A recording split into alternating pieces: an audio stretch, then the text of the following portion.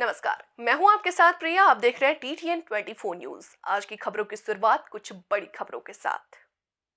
किराना से पलायन नहीं, अपराधियों का राम नाम सत्य होता है। सीएम योगी ने सपा को आड़े हाथों लिया।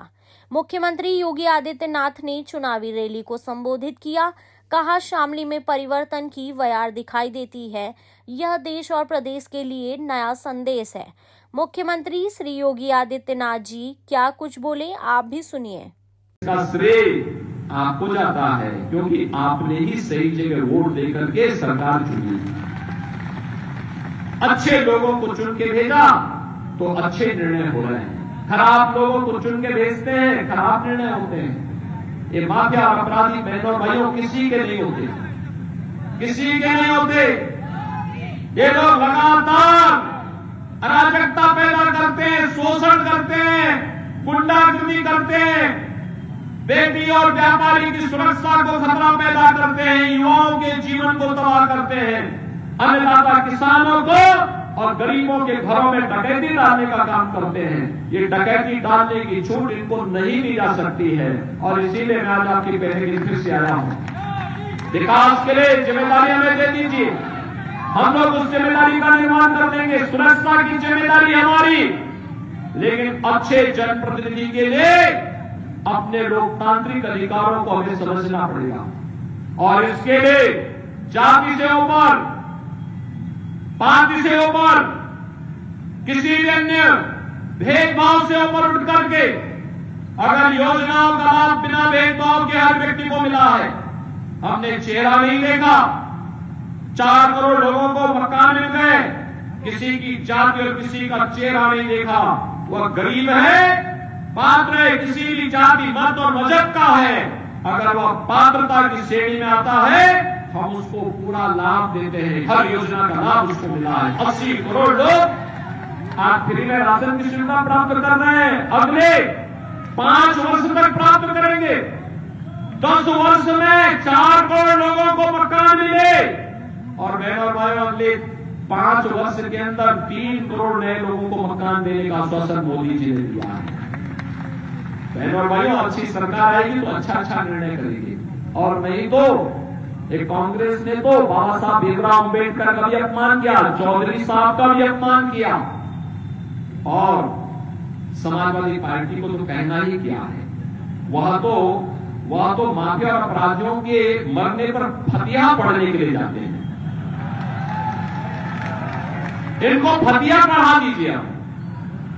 आपका एक वोट इसके लिए इनको सही जगह पहुंचा देगा और इसीलिए मैं आज आया हूं आपसे कहने के लिए बहनों और भाइयों कि किराना के पलायन को, जिन लोगों ने किराना वासियों को पलायन करने के लिए मजबूर किया था, हम लोगों ने उनको इस धरती से पलायन कर दिया। अब यहां कोई पलायन नहीं करा सकता, यहां पर कोई पलायन कराने का दुस्साहस नहीं कर सकता। यहां की पहचान को किसी को खिलवाड़ करने की छूट नहीं दे सकते और बहनों और भाइयों इसीलिए शामली का आह्वान करने के लिए आया हूं। हमें मोदी जी को देखना है, देश को देखना है। देश के अंदर जो वातावरण बदला है, मैं पूछना चाहता हूं बहनों और भाइयों, क्या अयोध्या में राम मंदिर का निर्माण कांग्रेस, सपा, बसपा के लोग कर पाते? क्या उम्मीद करते हैं? कल रामनवमी भी है, यहां पे हमारे जो पूर्वज हैं तब से किसी भी जाति मत और मजहब का व्यक्ति है, आपसी संबोधन में क्या बोलते थे? राम राम भैया, राम राम जी, यही तो बोलते हैं ना, यही तो बोलते हैं। अब मुझे बताओ, राम के साथ हमारा संबंध किस रूप में? इस रूप में है, हमारा संबोधन ही राम राम हो गया। और बहनों और भाइयों, कल भगवान राम का जन्मदिन, 500 वर्षों तक उनकी जन्मभूमि पर, 500 वर्षों तक उनकी जन्मभूमि पर भगवान राम का जन्मोत्सव मनाने से वंचित रखा गया हम लोगों को।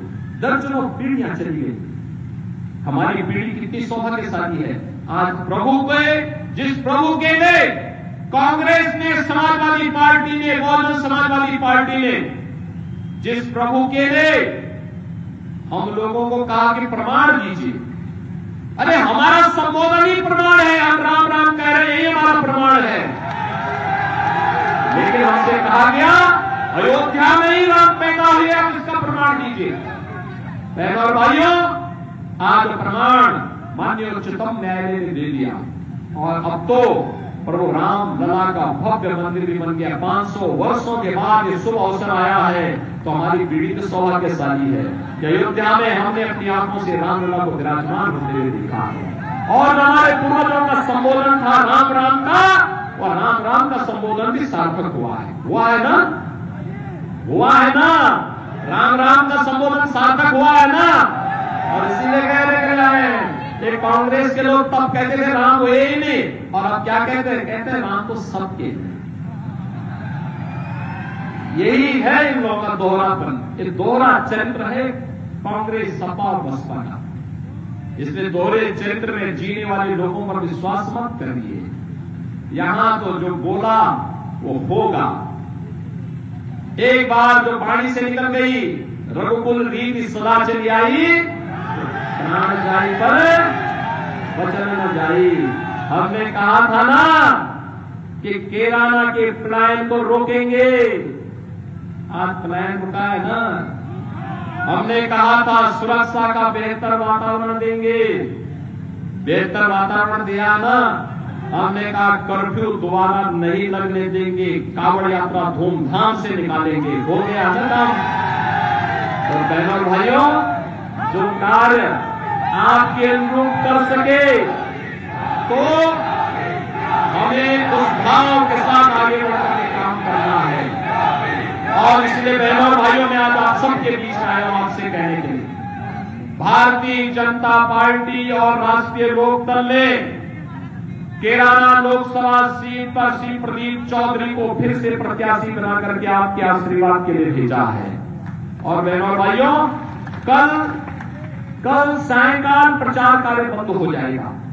18 को एक दिन का विश्राम होगा, घर घर आप जा सकते हैं। और मेरी आप सबसे अपील होगी, चुनाव के दौरान प्रत्याशी घर घर नहीं जा सकता, गांव गांव नहीं जा सकता, बहुत बड़ा होता है समुद्र क्षेत्र। मेरी आप सबसे अपील होगी, प्रदीप चौधरी अगले 48 घंटे के लिए बन जाइए, मोदी जी का प्रतिनिधि बन जाइए, योगी जी का प्रतिनिधि बन जाइए, घर घर चले जाइए, एक एक वोट को पोल कराने में लग जाइए। लगेंगे कमल चुनाव चिन्ह पर भारतीय जनता पार्टी वोट दिलवाएंगे, केराना में फिर से कमल लहराएंगे। सभी लोग सहमत हैं? तो बहनों और भाइयों, चुनाव के बाद फिर हम लोग यहां अवश्य आएंगे। और इसलिए मेरे साथ आप सभी लोग बोलेंगे, भारत माता की, भारत माता की, भारत माता की।